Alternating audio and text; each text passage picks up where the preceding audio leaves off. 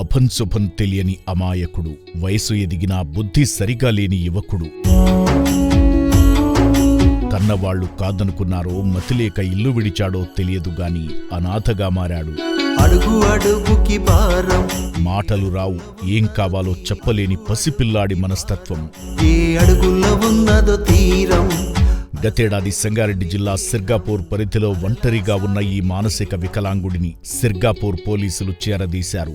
ఈ అమాయకుణ్ణి పోలీసులు గుర్తించకపోతే ఏమయ్యేవాడు? కోర్టు ద్వారా ఎర్రగడ్డ హాస్పిటల్లో ఏడాది పాటు చికిత్స పొందిన ఈ అభాగ్యుడిని సిర్గాపూర్ పోలీసులు అమ్మానాన్న అనాథ ఆశ్రమానికి చేర్చారు. నా పేరు సాయి కిరణ్. నేను Sirgapur police station Sangareddy district నుంచి వచ్చినాను.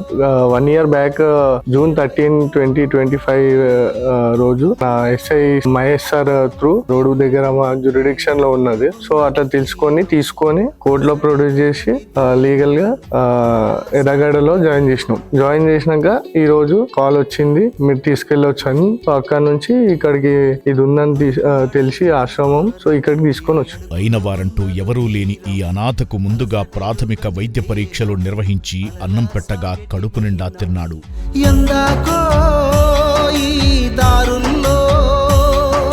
ఇతని సంబంధీకులెవరైనా ఉంటే ఆశ్రమానికి వచ్చి తీసుకువెళతారని ఆశిస్తున్నాం. ఇటువంటి ఎందరో అభాగ్యులు అమ్మానాన్న అనాథ ఆశ్రమంలో ఆశ్రయం పొందుతున్నారు. మీలాంటి దాతల దయాగుణంతోనే ఈ నిర్భాగ్యులు వేళకు కడుపు నిండా అన్నం తినగలుగుతున్నారు. ఈ అనాథల నిత్యాన్నదానానికి మీ వంతు సాయం చేసి పుణ్యం కట్టుకోండి.